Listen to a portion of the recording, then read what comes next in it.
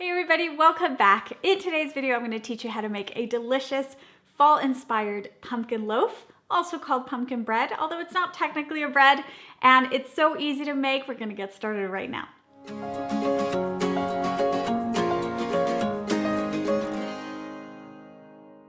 You'll of course need pumpkin for this recipe, and you have two options. You can roast it at home, like I'm going to do now, or you can use canned pumpkin, which already comes cooked and is super easy when you're short on time.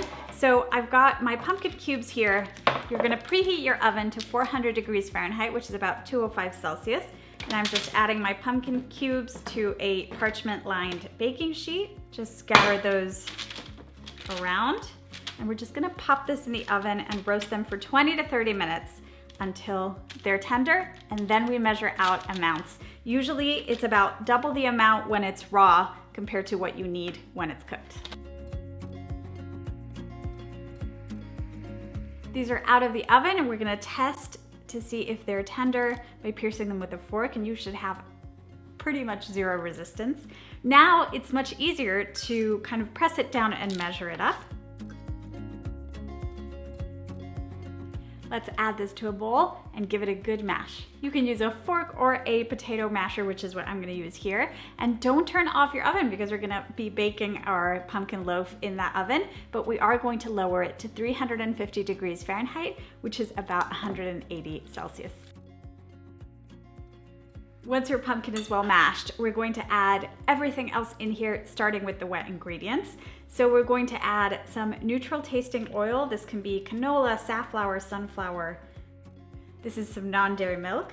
I'm using soy milk. Any non-dairy milk that is on the thicker side will give you a better result, but you can use any type you have or enjoy. Some vanilla extract. Some apple cider vinegar. This is going to be one of our egg replacers for this recipe. And our second egg replacer, which really plays on well with the rest of the flavors, some applesauce. To the wet ingredients, we're also going to add our sugar. I'm using evaporated cane sugar today. Use any type of sugar that you have on hand and that you enjoy.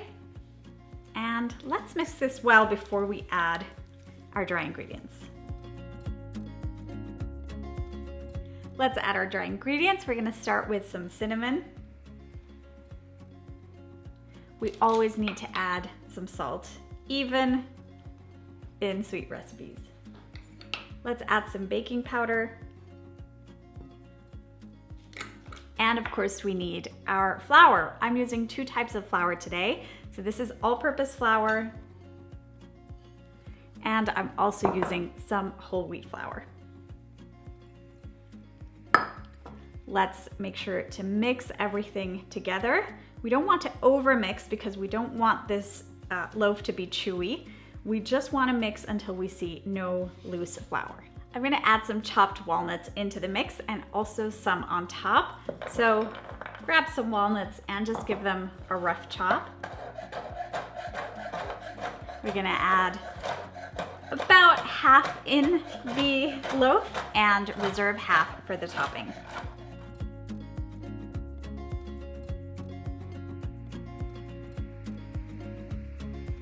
We'll need an oven-proof loaf pan and line it with some parchment paper just to make it really easy to take that out. And all we have to do is add this into our pan. Make sure to spread it out and pat it down. And all we have to do now is top with our reserved walnuts. Let's pop this in our preheated oven.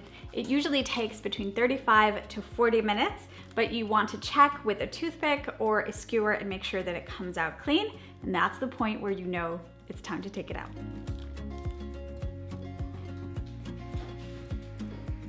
Oh my gosh, look at this beauty. I'm going to use that parchment paper to transfer it to a cooling rack. Oh my goodness. I want to dig in, but I have to wait. We all have to wait. We have to let this cool for it to continue to firm up in the center, and then we get to slice it.